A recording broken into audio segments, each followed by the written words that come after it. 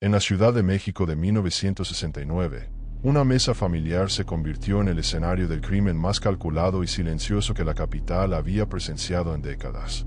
La colonia Roma Norte despertaba esa mañana de octubre con su habitual bullicio. Los vendedores ambulantes pregonaban sus mercancías, los tranvías recorrían las avenidas empedradas, y el aroma del café recién hecho se mezclaba con el humo de los camiones que transitaban por Insurgentes. Era 1969, un año de cambios y tensiones en México, donde las heridas de Tlatelolco aún sangraban en el alma colectiva. Pero en el número 47 de la calle Orizaba, dentro de una casona porfiriana de 2 pisos con balcones de hierro forjado, se gestaba una tragedia que nada tenía que ver con la política o los movimientos sociales. Esta era una historia de rencores familiares, de secretos guardados durante años, y de una mujer que había decidido que esa noche sería la última cena. Margarita Esquivel de Ramírez tenía 42 años y una reputación impecable en el vecindario. Era de esas mujeres que siempre saludaban con una sonrisa, que jamás faltaban a misa de domingo, y cuya casa olía perpetuamente a canela y vainilla. Sus vecinos la describían como una esposa devota y una madre ejemplar. Nadie hubiera imaginado que detrás de esos ojos color miel y esa voz suave, habitaba un abismo de resentimiento tan profundo que estaba dispuesta a cruzar la línea más oscura de la condición humana. La familia Ramírez era, en apariencia, el modelo perfecto de la clase media acomodada mexicana. Don Roberto Ramírez, el patriarca de 48 años, era contador de una importante empresa textil. Su madre, Doña Concepción, una mujer de 71 años con carácter férreo, vivía con ellos desde que enviudó 5 años atrás. Los 3 hijos de matrimonio completaban el núcleo familiar. Roberto Jr. de 22 años, estudiante de ingeniería en la UNAM. Carolina de 19, quien trabajaba como secretaria en una oficina gubernamental. Y el pequeño Edmundo de 15, todavía en la preparatoria. Una familia aparentemente normal, con sus rutinas, sus discusiones cotidianas y sus rituales dominicales. Pero las familias, como las casas antiguas, siempre esconden grietas en sus cimientos. Y en la familia Ramírez, esas grietas se habían convertido en abismos. Todo comenzó, según los testimonios que posteriormente reconstruirían los investigadores, con el descubrimiento que Margarita hizo 6 meses antes. Un descubrimiento que destrozó el frágil equilibrio sobre el cual había construido su vida durante más de 2 décadas. Había encontrado, escondidas en el estudio de su esposo, una serie de cartas que revelaban una verdad demoledora. Roberto mantenía una relación con otra mujer desde hacía 3 años. Pero eso no era lo peor. Lo verdaderamente devastador era que esa mujer estaba embarazada, y Roberto había estado desviando dinero de las cuentas familiares para mantenerla. La traición de su esposo hubiera sido suficiente para quebrar a cualquiera, pero lo que convirtió el dolor de Margarita en algo letal fue la reacción de Doña Concepción cuando, desesperada, le confesó lo que había descubierto. Su suegra, lejos de apoyarla, la culpó a ella. Seguramente no has sabido mantener a tu marido satisfecho, le dijo con crueldad. Una esposa que cumple con sus deberes no pierde a su hombre. Esas palabras, pronunciadas con el veneno que solo una suegra despiadada puede inyectar, fueron la gota que derramó el vaso. Pero había más. Margarita también había descubierto que sus propios hijos, conscientes de la infidelidad de su padre, habían decidido guardar silencio. Roberto Jr. lo sabía desde hacía 1 año, y nunca le dijo nada.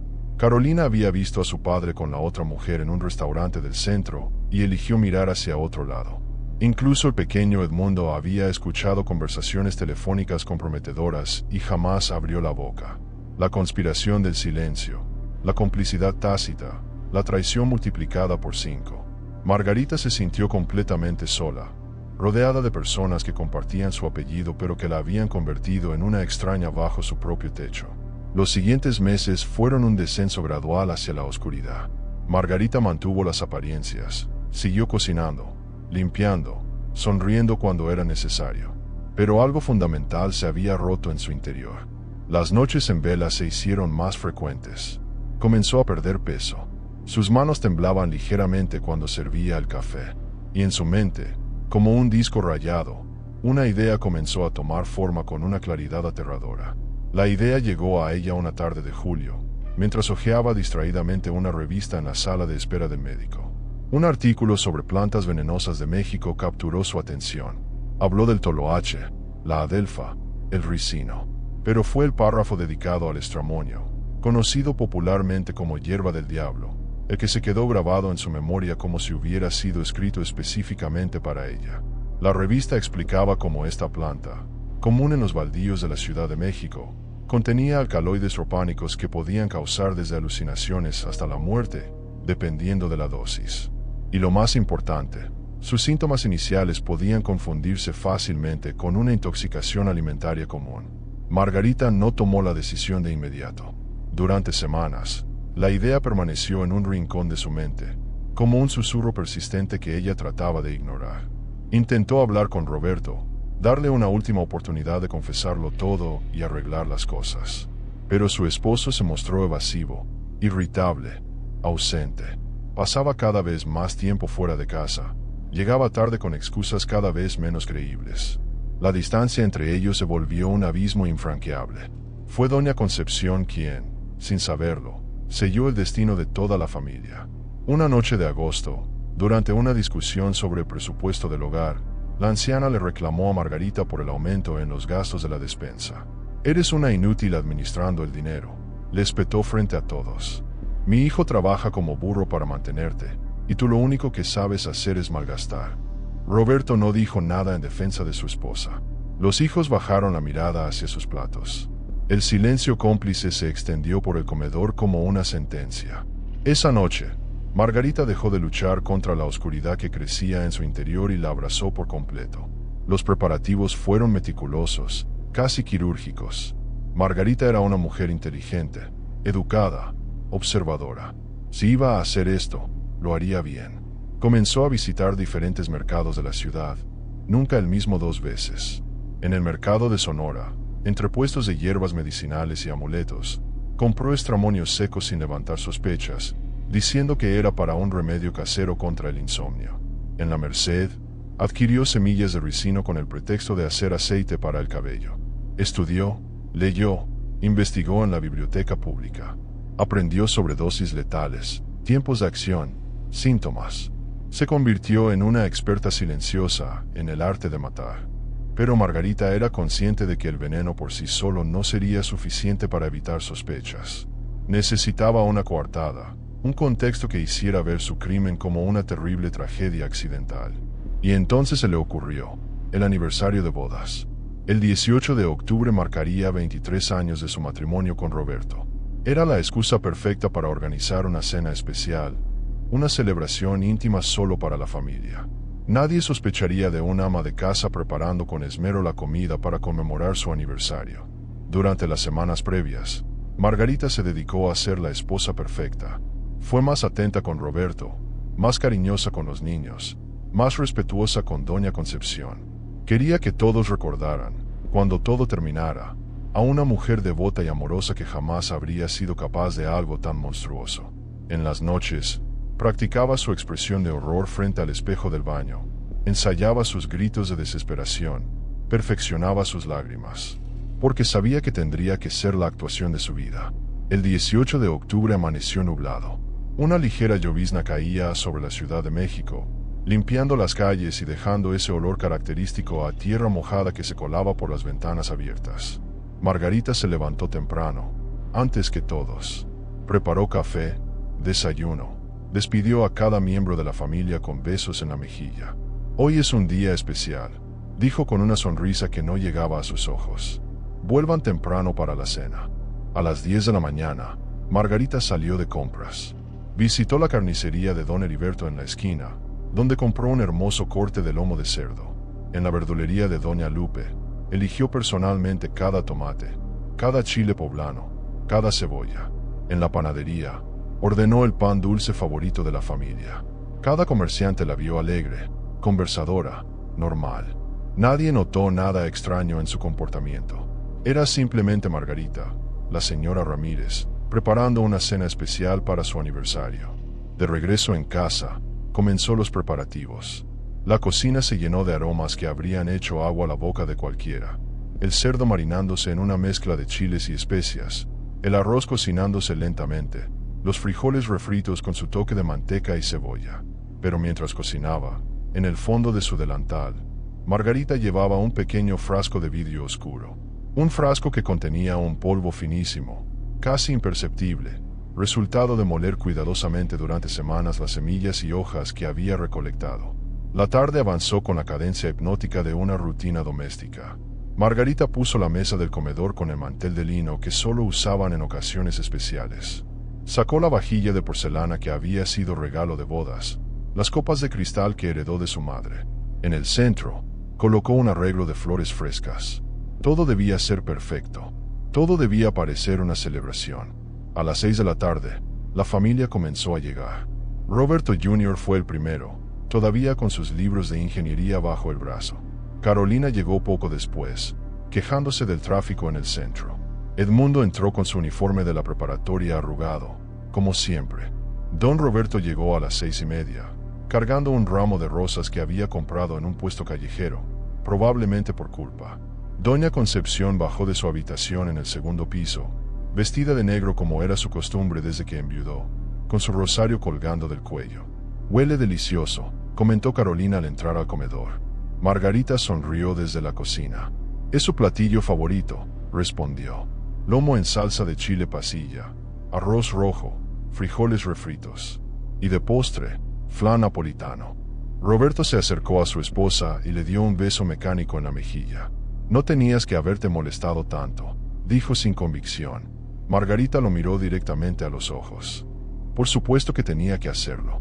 Son 23 años juntos. Eso se celebra en familia. La palabra familia flotó en el aire con un peso que nadie más que Margarita pareció notar. Todos tomaron sus lugares habituales en la mesa. Don Roberto a la cabecera, Doña Concepción a su derecha, Margarita a su izquierda. Los tres hijos distribuidos en los laterales. Era la configuración que habían mantenido durante años, la misma que se repetiría por última vez esa noche. Margarita sirvió el vino tinto que había comprado especialmente para la ocasión. Levantó su copa y propuso un brindis. «Por la familia», dijo con voz firme. «Por los lazos que nos unen y los secretos que compartimos». Hubo un momento de silencio incómodo.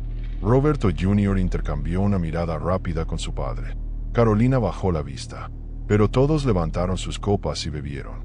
La cena comenzó con aparente normalidad. La conversación fluía con la superficialidad característica de quienes conviven por obligación más que por elección. Roberto Jr. habló sobre sus exámenes en la universidad. Carolina comentó sobre un compañero de trabajo que la estaba molestando. Edmundo apenas participaba, concentrado en su comida. Don Roberto comía en silencio, ocasionalmente revisando su reloj. Doña Concepción criticaba todo con su habitual acidez. El vino estaba muy fuerte, la sal del arroz era excesiva, las flores del centro de mesa estaban marchitas. Margarita escuchaba todo desde su lugar, sirviendo más comida cuando los platos se vaciaban, rellenando las copas de vino, manteniendo la conversación con comentarios ocasionales. Pero su mente estaba en otra parte. Estaba memorizando cada detalle. La forma en que la luz de la lámpara del comedor proyectaba sombras en las paredes, el sonido de los cubiertos contra la porcelana, las risas forzadas, los silencios tensos. Quería recordarlo todo, porque sabía que esta imagen, esta escena de aparente normalidad familiar, pronto sería reemplazada por algo completamente diferente. El momento crítico llegó cuando Margarita se levantó para traer el postre. «Esperen aquí», dijo con dulzura. «Voy a servirles el flan. Lo hice especialmente para esta ocasión». En la cocina, con manos que ya no temblaban, Margarita sacó 6 platos individuales. El flan lucía perfecto, con su caramelo oscuro brillando bajo la luz. Pero de su delantal sacó el pequeño frasco de vidrio oscuro. Con movimientos precisos, calculados durante semanas de planificación mental, vertió cantidades específicas de polvo sobre 5 de los 6 flanes. Usó un palillo para mezclar el veneno con el caramelo, haciéndolo completamente imperceptible. El 6º flan, el suyo, permaneció intacto. Regresó al comedor con una bandeja, sonriendo. Colocó cada plato frente a cada comensal con deliberada precisión. El flan envenenado para Roberto. El flan envenenado para Doña Concepción. Flanes envenenados para Roberto Jr., Carolina y Edmundo. Y finalmente, su propio plato, limpio de cualquier sustancia letal. «Provecho», dijo, sentándose en su lugar. La familia comenzó a comer el postre entre comentarios sobre lo delicioso que estaba. Está perfectamente dulce, dijo Carolina. Le pusiste más vainilla esta vez, observó Roberto Jr. Hasta doña Concepción, siempre crítica, tuvo que admitir que el flan estaba bien logrado. Margarita comía el suyo lentamente, saboreando cada cucharada, consciente de que era la última comida que compartirían todos juntos. En su mente, un reloj invisible había comenzado a contar. Según sus investigaciones, los síntomas comenzarían a manifestarse en aproximadamente 30 a 40 minutos. La sobremesa transcurrió con la misma artificialidad de siempre. Roberto encendió un cigarro, ignorando la mirada de desaprobación de su madre. Los jóvenes pidieron permiso para retirarse a sus habitaciones, pero Margarita insistió en que se quedaran un poco más. Es nuestro aniversario, dijo con una firmeza inusual. Me gustaría que pasáramos más tiempo juntos esta noche. Había algo en su tono, una determinación que no admitía réplicas, que hizo que todos permanecieran en sus asientos. Fueron pasando los minutos con una lentitud agónica. Margarita sugirió jugar cartas, una vieja tradición familiar que habían abandonado hacía años. Sacó la baraja española del aparador y comenzó a repartir. 20 minutos después del postre, nadie mostraba síntomas todavía. Margarita mantenía su compostura externa, pero internamente comenzaba a sentir una mezcla de ansiedad y algo parecido al arrepentimiento. Por un momento fugaz, consideró la posibilidad de fingir que se sentía mal, de terminar la velada antes de que fuera demasiado tarde. Pero entonces don Roberto miró nuevamente su reloj y murmuró algo sobre una llamada telefónica importante que debía hacer. La otra mujer, pensó Margarita. Incluso en su aniversario, él pensaba en ella. El arrepentimiento se evaporó como agua en el desierto. Fue doña Concepción quien mostró los primeros signos. A los 35 minutos, dejó caer sus cartas sobre la mesa y se llevó la mano al estómago. Me siento extraña, dijo con voz débil. Tengo náuseas. Carolina fue la siguiente, apenas 2 minutos después. Mamá, yo también me siento mal, confesó, su rostro perdiendo color rápidamente. Roberto Jr. se aflojó el cuello de la camisa. ¿Hace mucho calor aquí o soy yo?, preguntó, con gotas de sudor formándose en su frente. Don Roberto se puso de pie abruptamente, tambaleándose ligeramente. Debo haber comido algo en mal estado en el almuerzo, dijo, aunque su voz sonaba insegura. Hasta el pequeño Edmundo comenzó a quejarse de mareos y dolor de cabeza. Margarita se levantó con expresión de preocupación perfectamente ensayada. Dios mío, ¿qué les pasa?, preguntó, su voz temblando con la cantidad exacta de angustia. Todos se ven terribles. Se acercó a cada uno, tocando sus frentes, fingiendo verificar si tenían fiebre. En realidad, estaba evaluando la progresión del veneno, comparándola mentalmente con lo que había leído. Todo iba según lo planeado. En los siguientes 15 minutos, la situación se deterioró dramáticamente. Las náuseas dieron paso a vómitos violentos. Don Roberto tuvo que correr al baño, seguido poco después por Roberto Jr. Doña Concepción había comenzado a tener convulsiones leves en su silla, sus ojos moviéndose erráticamente, murmurando palabras incoherentes. Carolina lloraba, abrazando su estómago, diciendo que sentía que su corazón latía demasiado rápido. Edmundo había caído de su silla y estaba en el suelo, temblando, con las pupilas dilatadas hasta cubrir casi todo el iris. Era el caos. Era el infierno desatado en ese comedor que minutos antes había sido escenario de una cena familiar aparentemente normal. Y en medio de todo eso, Margarita actuaba. Gritaba pidiendo ayuda, corría de uno a otro intentando asistirlos, llamaba a la operadora telefónica con voz histérica pidiendo una ambulancia. Mi familia entera está enferma, sollozaba en el teléfono. Comimos juntos y ahora todos están mal. Por favor, envíen ayuda rápido. Creo que es intoxicación por comida. La operadora le dijo que mantuviera la calma, que las ambulancias estaban en camino. Margarita colgó y regresó al comedor, donde la escena había empeorado. Don Roberto había regresado del baño, pero apenas podía mantenerse en pie. Se aferró al respaldo de una silla. Su respiración era errática, entrecortada. Miraba a Margarita con ojos que comenzaban a perder el enfoque. ¿Qué? ¿Qué nos pasa?, logró articular. Había algo en su mirada, una chispa de sospecha o quizás simplemente confusión. Margarita se acercó a él, Le tomó la mano. No lo sé, mi amor, mintió con voz quebrada. Pero va a estar bien. La ayuda viene en camino. Roberto intentó decir algo más, pero otro espasmo lo dobló en dos. Doña Concepción era quien peor estaba. La anciana había caído de su silla y yacía en el suelo, su cuerpo sacudiéndose con convulsiones cada vez más violentas. Su piel había adquirido un tono grisáceo y su respiración era superficial, casi imperceptible. Margarita se arrodilló junto a ella, levantando su cabeza con cuidado. Los ojos de la suegra, aunque desenfocados, se fijaron en los de Margarita por un instante. Y en ese instante, Margarita pudo jurar que vio entendimiento. Como si en los últimos momentos de lucidez, Doña Concepción hubiera comprendido exactamente qué había sucedido y quién era la responsable. Sus labios se movieron, intentando formar palabras que nunca llegaron a pronunciarse. Después, sus ojos se quedaron fijos mirando al techo. Las sirenas comenzaron a escucharse en la distancia, acercándose rápidamente. Margarita miró a su alrededor. Roberto Jr. estaba inconsciente en el pasillo. Carolina convulsionaba en el sofá donde había logrado arrastrarse. Edmundo gemía en posición fetal cerca de la mesa, y Roberto Sr. había colapsado contra la pared, con sangre saliendo de su boca por haberse mordido la lengua durante las convulsiones. En el centro de todo, ella permanecía de pie, intacta, observando la destrucción que había orquestado con tanta meticulosidad. Los paramédicos irrumpieron en la casa apenas minutos después, encontrando una escena que describirían posteriormente como dantesca. 5 personas en diversos estados de intoxicación severa, y una mujer histérica que no paraba de gritar que no entendía qué había pasado, que la cena estaba bien, que había probado todo antes de servir. Los trabajadores médicos se movieron con eficiencia profesional, evaluando rápidamente a cada víctima, administrando líquidos intravenosos, colocando oxígeno, preparándolos para el traslado urgente al Hospital General. Uno de los paramédicos, un hombre joven con bigote espeso, se acercó a Margarita. «Señora, ¿usted también comió lo mismo?», preguntó.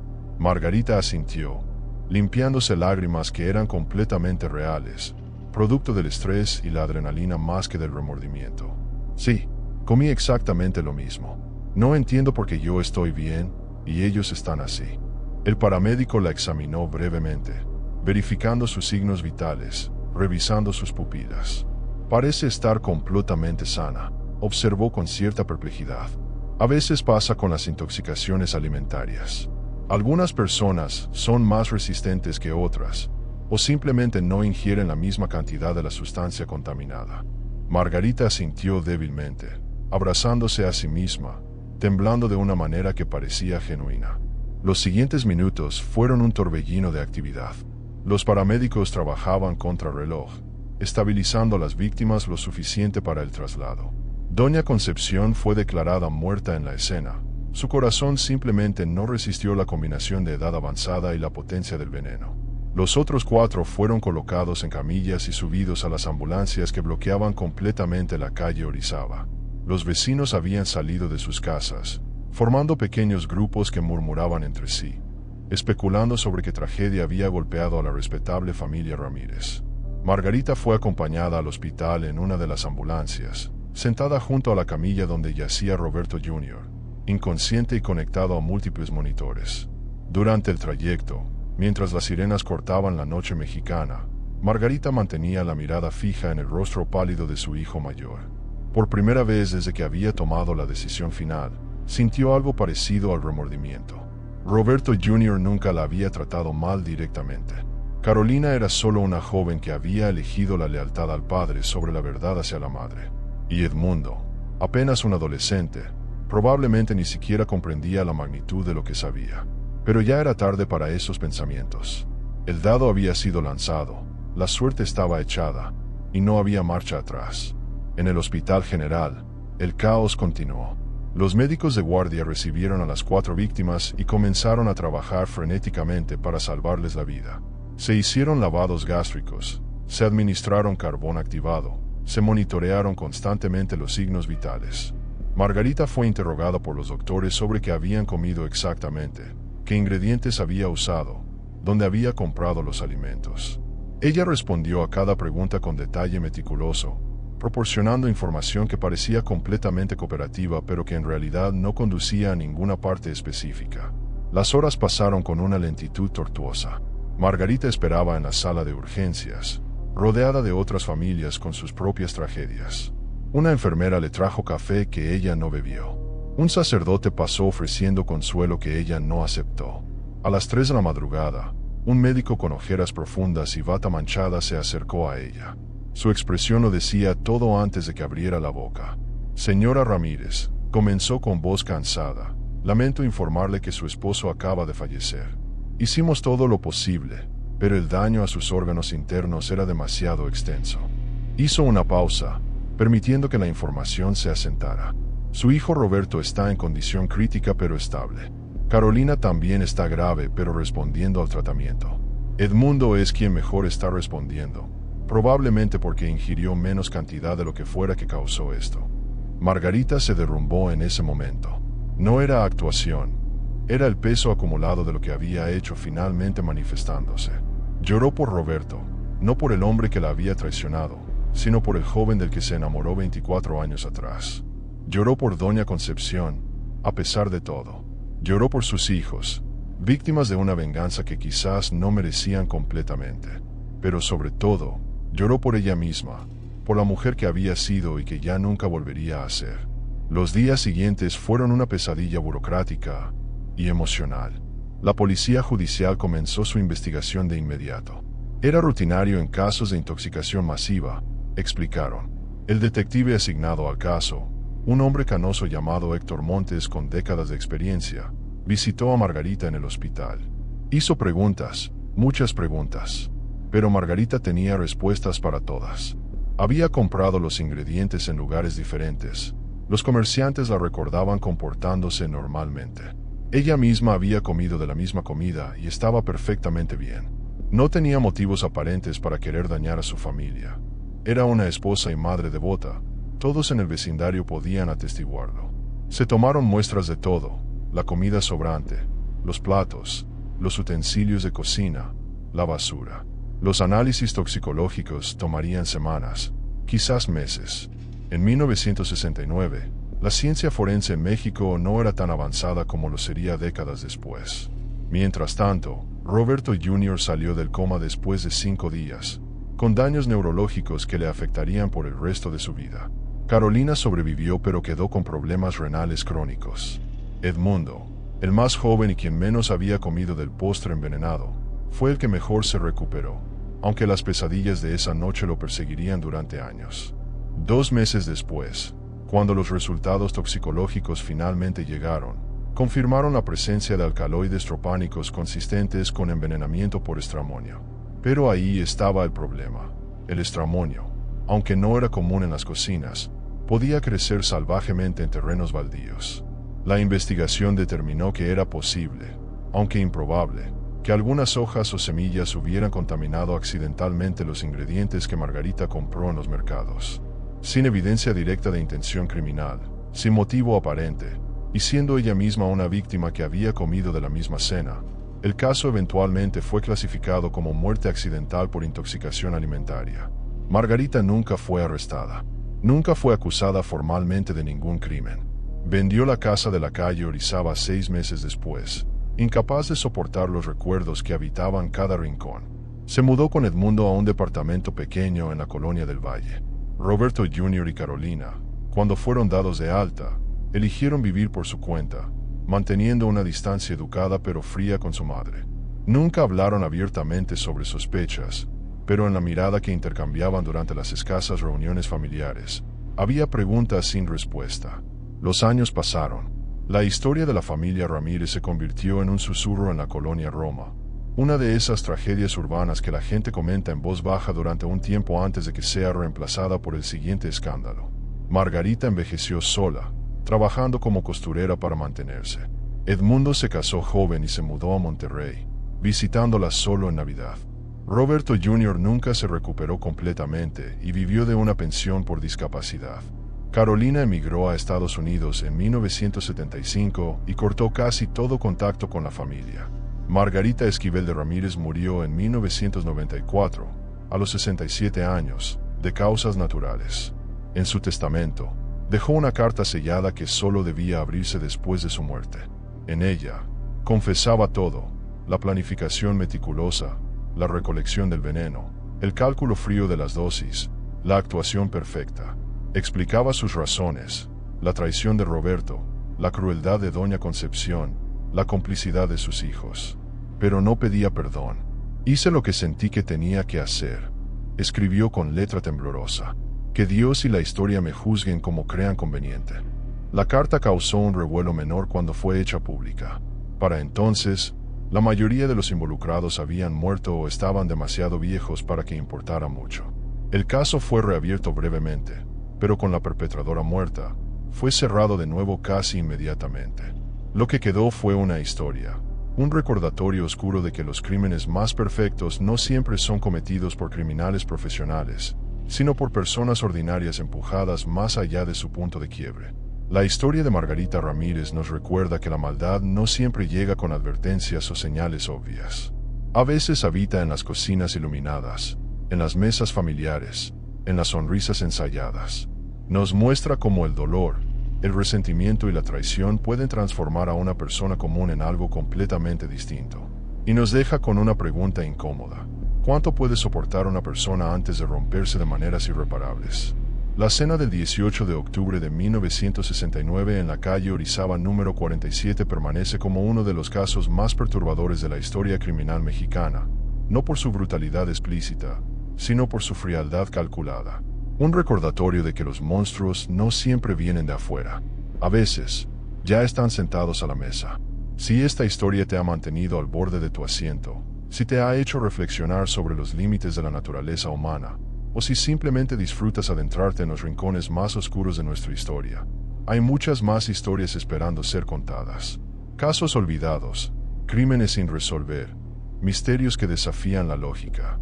Cada uno de ellos es una ventana a la complejidad del alma humana, a esos momentos donde la línea entre el bien y el mal se vuelve borrosa y difícil de distinguir.